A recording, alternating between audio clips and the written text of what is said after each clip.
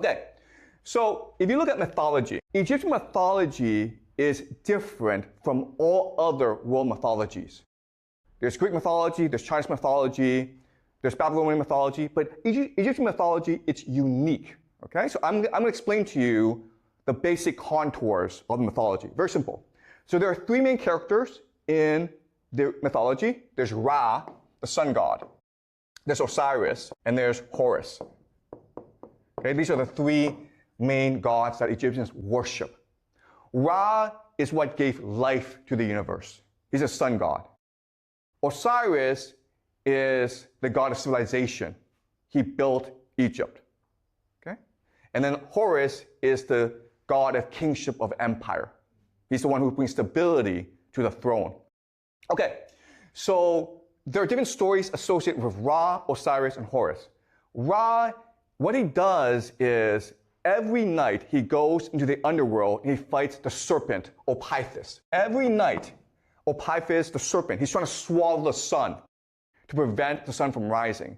So Ra must kill him every night. Okay? And there are different ways that he kills Ophiuchus. Sometimes he stabs Ophiuchus with a knife. Sometimes he uses a lance. Sometimes he burns Ophiuchus. Okay? Sometimes he strangles Ophiuchus. But there are different ways that he kills Ophiuchus. But rest assured, he kills Ophiuchus every single night so that the sun can rise in the morning. If one day Ra doesn't defeat Ophiuchus, well, you have a solar eclipse. Okay, the sun cannot rise. But rest assured, Ra will defeat him eventually. Okay? Eventually, Ra gives birth to Osiris. And Osiris is a great pharaoh. But his brother, Seth, it's pronounced Seth, okay, but it's spelled Seth. He is jealous. He wants the throne. So he tricks Osiris. One day he says to Osiris, look, I built a tomb. And this tomb is really comfortable. And so Osiris, oh, let me try. So Osiris jumps in the tomb, and he's like, whoa, it's really comfortable. And of course, Seth then closes the tomb, and then throws the tomb away.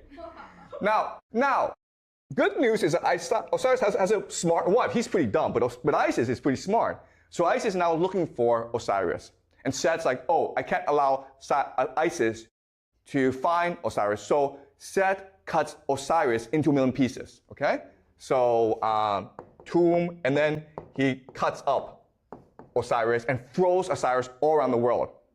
But Isis is committed.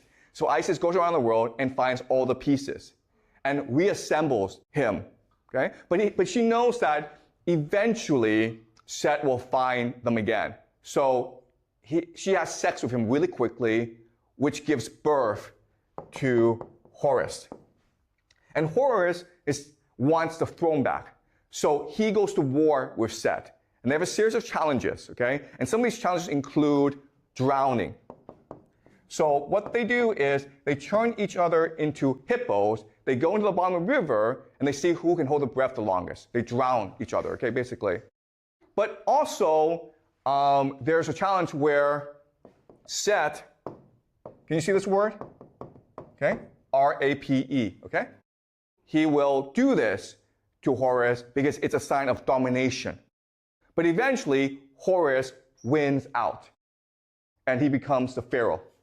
Okay? So this is the main structure of Egyptian mythology. And as you can see, it's really weird, okay? And it doesn't really make sense as a story. It's not a great story. But if you don't see it as a story, but as a script, it makes a lot more sense, right? It's not something to be believed. It's something to be acted out. Okay? Why? Because in Egyptian religion, the pharaoh is a literal reincarnation of Ra, Osiris, and Horus. And when you act these things out, you become the god because you have their memories.